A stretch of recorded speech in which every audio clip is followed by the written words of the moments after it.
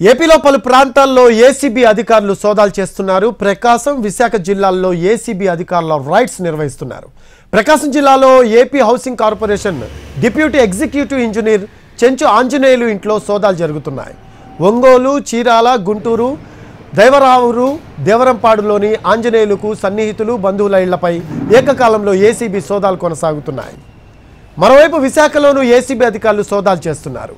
SEB CI Srinivas ఇంట్లో సోదాలు జరుగుతున్నాయి. భారీగా నగదు, స్థిరాస్తుల డాక్యుమెంట్లను స్వాధీనం చేసుకున్నారు అధికారులు. గతంలో శ్రీనివాస్ లంచం తీసుకుంటూ ఉండగా ఏసీబీ అధికారులు పట్టుకున్నారు. మరోసారి ఇవాళ శ్రీనివాస్ ఇంట్లో సోదాలు చేస్తున్నారు.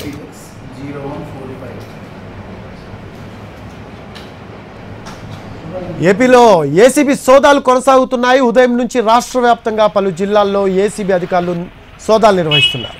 గుంటూరు గృహ నిర్మాణ శాఖ జిల్లా కార్యాలయంలో ఏసీబీ అధికారులు సోదాలు చేస్తున్నారు.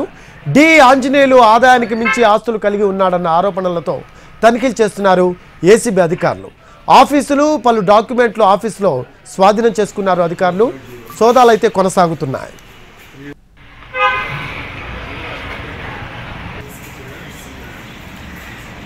ఏంటండి